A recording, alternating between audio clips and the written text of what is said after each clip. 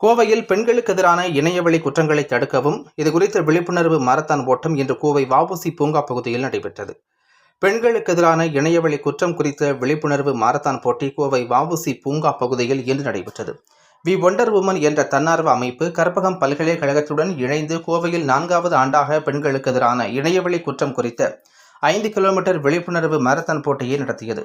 இதுகுறித்து we wonder women தன்னார்வ அமைப்பின் நிர்வாக அரங்காவலர் சுபிதா ஜஸ்டின் மற்றும் அரங்காவலர் சண்முகப்பிரியா ஆகியோர் கூறுகையில், வளர்ந்து வரும் தகவல் தொழில்நுட்ப வளர்ச்சியில் சமூகத்தில் சைபர் குற்றங்களும் அதிகரித்து வருகின்றது.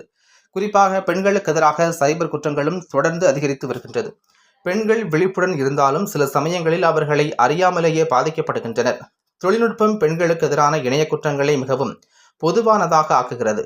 இது உலகளவில் சமூகத்திற்கும் பொருளாதாரத்திற்கும் குறிப்பிடத்தக்க பிரச்சனைகளை ஏற்படுத்துகிறது. 15 வயதிலிருந்தே 10ல் ஒரு பெண் இணைய வன்முறைக்கு ஆளாகி இருப்பதாக மதிப்பிடப்பட்டுள்ளது. இது பெண்களுக்கு எதிரான மிகவும் பொதுவான சைபர் குற்றமாகும்.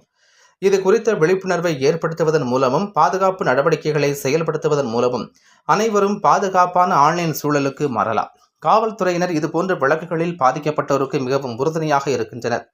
இதுபோன்ற சம்பவங்களில் பெண்கள் விழிப்புடன் இருக்க ஆண்டுதோறும் வி ஒண்டர் உமன் தன்னார்வ அமைப்பின் சார்பில் ஃப்ரீடம் ரன் என்ற பெயரில் 5 கிலோமீட்டர் விழிப்புணர்வு மாரத்தான் நடத்தப்பட்டு வருகின்றது. இந்த ஆண்டுக்கான விழிப்புணர்வு மாரத்தான் போட்டி இன்று நடைபெற்றது. இதில் சுமார் 3000 நபர்கள் முன்பதிவு செய்து ஓடினர். இதில் ஆண்கள், பெண்கள், குழந்தைகள் கலந்து கொண்டனர்.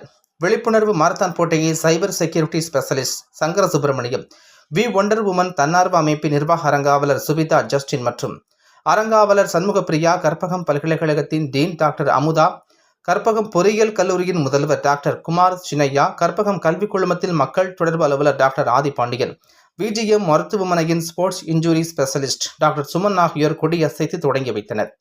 கலந்து கொண்ட அனைவருக்கும் மெடல்கள், சான்றிதழ்கள் வழங்கப்பட்டது என்பது குறிப்பிடத்தக்கது.